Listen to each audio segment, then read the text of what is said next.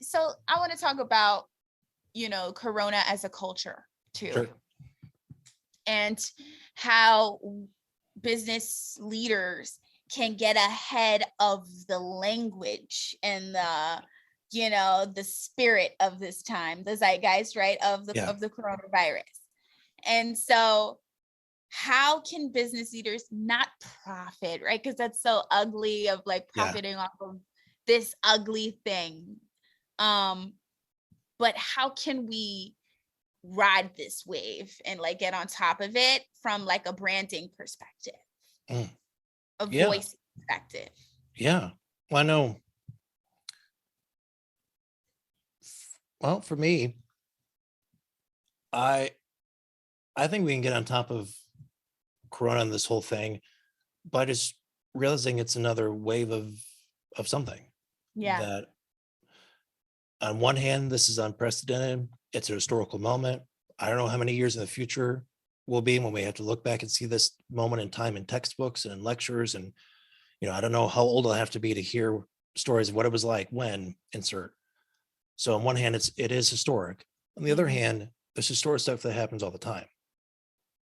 So how do we get through the 2009 recession? How do we get through different trends in society? How do we get through a blizzard or a snowstorm or hurricane? Thankfully, where I'm at, we don't really have a lot. Besides some blizzards, we don't have a lot of like extreme weather. But there's whole towns that get leveled, whole businesses that are destroyed, literally destroyed. Every year. You know, so on one hand, uh, we can kind of appreciate the moment, but Mm. I think we can rise above it by understanding it's maybe kind of another day. And as a Mm. business owner, I think we should always be prepared. Now, I don't advise being anxious, or I think you can. I've had this tendency myself to overheat and kind of get like too preparedness, or like Yeah. too many future plans and contingencies for too many things. But maybe hopefully a balance where we can appreciate the significance of right now, but also we've already had plans. We've already had plans for this if this ever happened. We already know Mm. what to do, insert emergency scenario. So we're always prepared as well as being in the moment. And Mm. I mean, it's easy to say, it's a little harder to do, but I mean, that's how I think we can get above it. What are your thoughts? How do you think we can ride above Corona? I think it goes back to essentials, and I think it's about the essentials of your brand as well. And I think it's about knowing who you are, knowing what your story is, what service you provide, and being able to do that at its most basic level despite the circumstances. So if you bake the muffins, Yeah. then you are baking the muffins in an effort to relieve people of their anxiety, of their stress, of their pain in this time. And you can rise to that occasion by baking the best muffins you've ever baked in your life and telling Mm. that story, right? So Yeah. I think, there's always room, like you said. Yes, it's another day, but rising to the occasion and really saying, you know what? I'm a baker. I make hamburgers, or I do this, or I do social media, I do branding, I do this. And saying, like, how can I help you right now? What can I Yeah. do right now? What do you need right now? And offering your services is a way to get ahead of it. Yeah, absolutely. Yeah.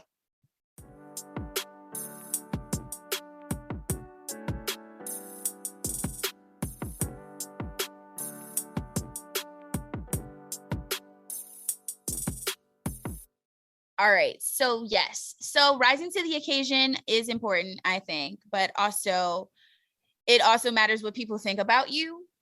Yeah. So, when things hit the fan and everything crumbles, will people think that you are essential? Yeah, for sure. And what will make your customers continue to think you're essential? Yeah. Yeah, I know. I mean, thinking that question of how to survive a shutdown, I mean, for me, yeah, reputation is the biggest thing that matters, and how people perceive you. And now that I think when you say it that way, when worried about how people perceive us, it sounds maybe bad, like people pleasing or being Mhm. disingenuous or things like that. But I think just like you have to have a tally of your overhead cost and profit margins, I think it's a little hard to put a number to, but I think you should always have some sort of tally of what your reputation is. What's your social standing? And not as in a popularity contest, but how much are you feeding into other people? I mean, genuine with them. and building a genuine connection, even if it's an acquaintance, doesn't mean it's not genuine. But if you're getting people on your side and they like you, those people are going to come back and support you. So I mean, there's a buzzwords of brand awareness, brand value, brand loyalty. All the things are just saying how much do people like you and how many people like you. So around here up in Wisconsin, we've got a fast food chain called Culver's. I don't know if you've ever heard of it. I'm not sure how far they reach out into the wider world, but it's a Wisconsin staple. And they didn't dip at all when COVID hit. Everything shut and they saw profit spike. And it's because of that brand loyalty. People already like Culver's, and in uncertain times, they trusted Culver's.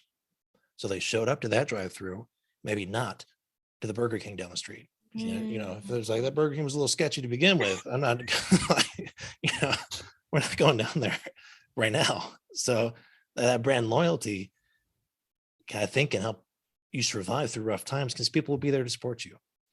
At least the ones that support you enough. Maybe you lose some people, and you can't please everyone, but yeah, how to get that reputation, how to really build genuine connections, that's a whole nother video and thing to talk about. But I don't know, I mean, what do you think about reputation? How is that a big part of your thinking when it comes to Nevermore?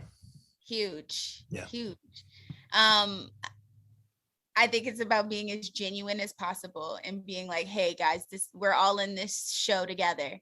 Yeah. And you know, it sounds so cliche, but it's so true. Like, we're all scrambling. And I think when we position it in a way that's human and say, okay, we don't have the answers, but we have your burgers. Yeah. Right. You know? Yeah. then yeah, people are gonna like you. You know, if you're not trying to act like you know everything, like, or if you're not, you know, if you're consistent in your messaging. Yeah. So, you know, I think it's how quickly can you and your team get on one page about what you're going to do and how you're going to do it. I think that's so important to like your success. Yeah. So like, okay, what's the message going to be? How are we going to do this thing?